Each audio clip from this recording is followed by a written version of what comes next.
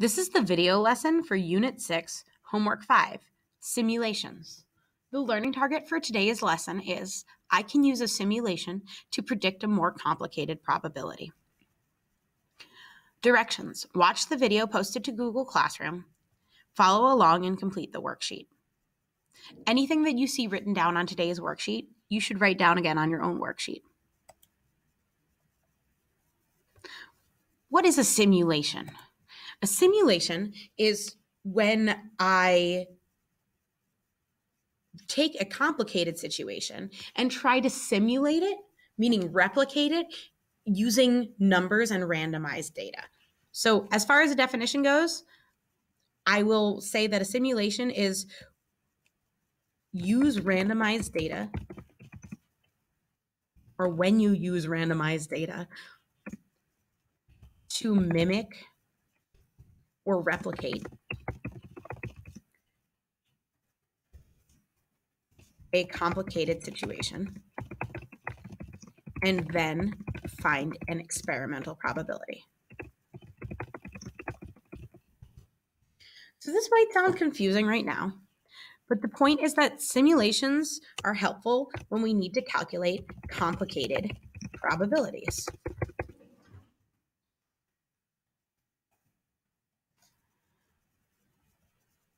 Right now, it's kind of confusing to think about this, but hopefully it'll make a little more sense in a couple minutes. So let's take a look at number 1. Number 1 says, assume a child is equally likely to be born a boy or a girl. Conduct a simulation using 20 coin flips to determine if births of boys and girls are equally likely. So based on what we already know, we know that the probability of a girl being born and a probability of a boy being born are approximately equal. They're approximately 50% each. So we want to conduct an experimental probability or find an experimental probability that supports this information. Here's how we're going to do this. We're going to decide that if we flip heads on a coin, that's going to represent a girl being born.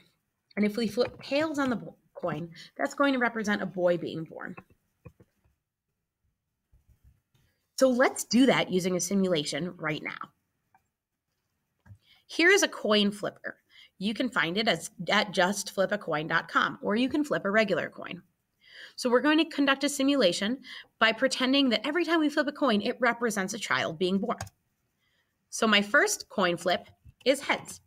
So I'll put a head, I'll write down H for heads. If you want to write the whole word, that's fine. My second coin flip is tails. Third, heads. Fourth, tails. So far, we're at 50% each. Another one, tails, so another boy born. My sixth coin toss is heads, so that represents a girl being born. Another girl was born. Another girl was born, 3 in a row. 4 in a row, 4 girls born in a row. Up, tails, that means a boy was born this time. So what you need to be understanding from what we're doing right now is that every time I flip this coin and heads comes up, that represents a girl being born. And every time tails comes up, that represents a boy being born.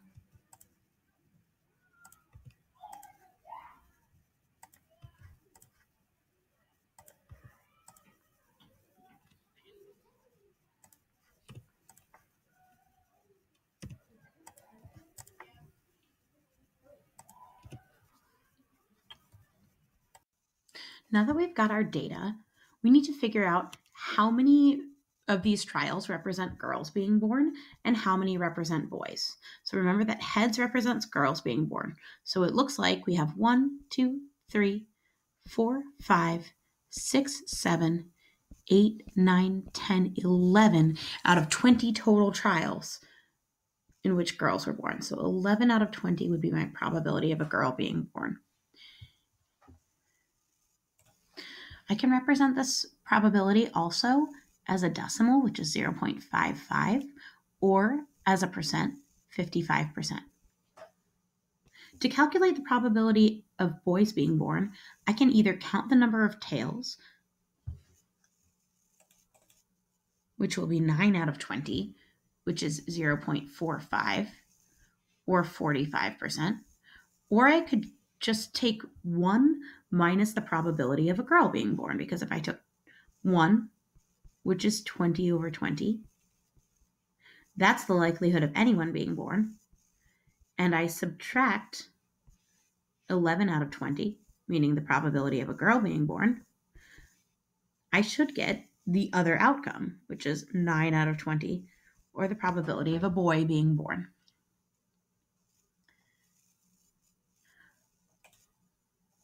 Let's take a look at how we can use these same ideas to calculate more complicated probabilities.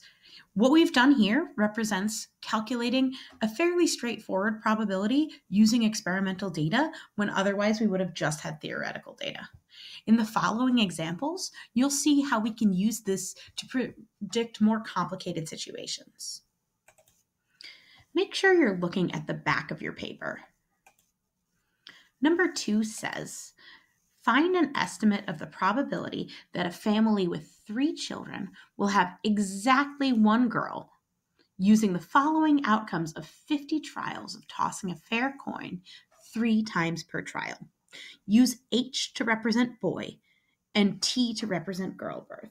So now we're switching our information. So according to this trial, H represents boys and T represents girls. This is the opposite of what we used for number 1, and that's okay. So when we say we have 50 trials, if you look, we've got 10 sets of 3 by 5 sets of 3. So 50 sets of 3 coin tosses here. So overall 150 coin tosses, but we're looking at them in chunks of 3. So each of these chunks represents having 3 children. So in the first example, we have heads, tails, or in other words, boy, boy, girl.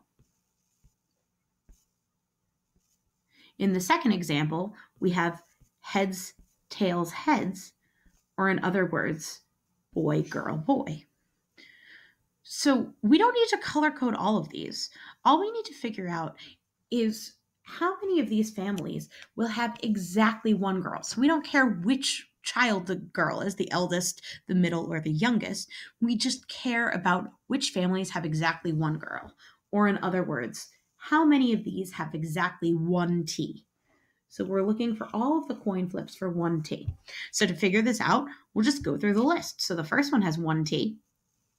The second one has 1 T. The third one, all heads, so that's all boys. The second one has 2 T's, so that's all 2 girls. We want only 1 girl. So we'll go through and just look at the ones with 1 girl. So I'm going to go row by row because that just seems easiest to me as far as keeping track. In the first row, there were 2 situations where there was 1 girl. Taking a look at the second row, in my first situation, I had 2 boys and then a girl, but then all girls.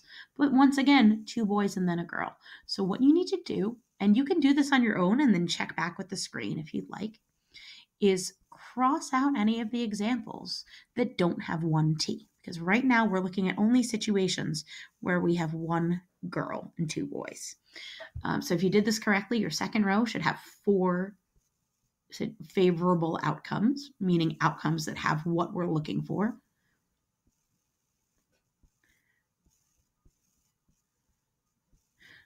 The third row should have 2.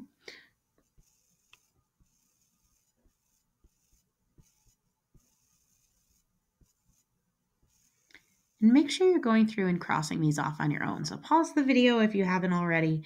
Take a second to look through each of these on your own and then check back in when you're done.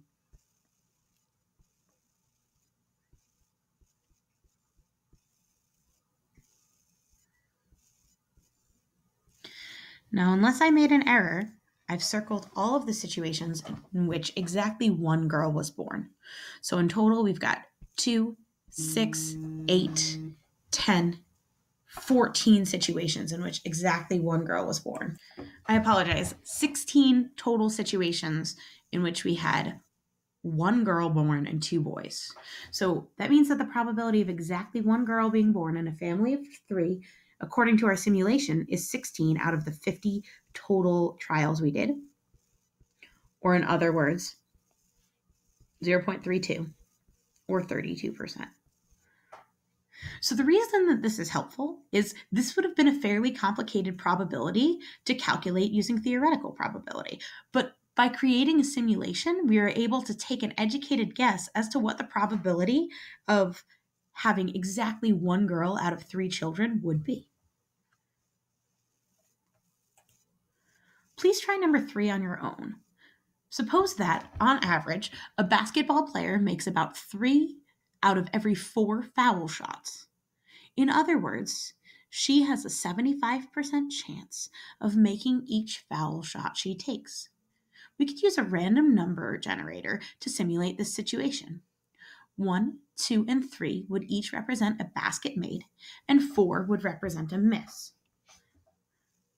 What you're figuring out is, using the simulated data above, find the probability that she makes at least 5 of the 6 attempted foul shots. So we'll start this up together, but you'll finish it on your own, all right? So here's what we know. We know that this basketball player has a 3/4 chance, or 75% chance, of making each foul shot.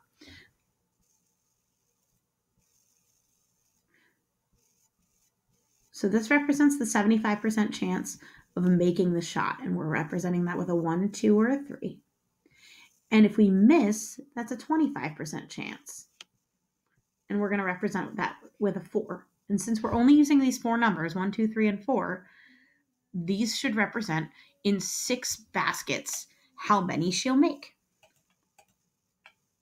So if you look at our question, we're figuring out the probability that she makes at least 5 of the 6 attempted foul shots. So let's just look at a couple together, and then I'll leave you to finish it on your own. In the first example, we're going to miss the first 2 because those are 4s. But then 1, 3, 2, and 3, we make those. So in this one, we made 4 of the total foul shots. We want to make at least 5 or 6. In the second example, she's going to make the first one, but then miss the second one. That's a 4. 2, 1, 2, those all represent making the shot. And then that 4, we're going to miss it again. So 4, both of these do not count. We only care about making at least 5 out of the 6 shots. So neither of these meet those qualifications. In fact, we can rule it out pretty quickly. In this next example, we miss 2 of them again. So that means she makes 4 of the shots, and therefore that does not qualify. However, in the following example, in the 4th column, we only miss this first shot. She makes the all but the first shot. So therefore, she makes 5 of the baskets. And that does work. That's exactly what we want. And in this last one, she misses 3 of them, so definitely not. So of that first row, 1 out of 5 times, she made at least 5 baskets. Please go through the rest of this data on your own and calculate the experimental probability that the basketball player makes at least 5 of the foul shots.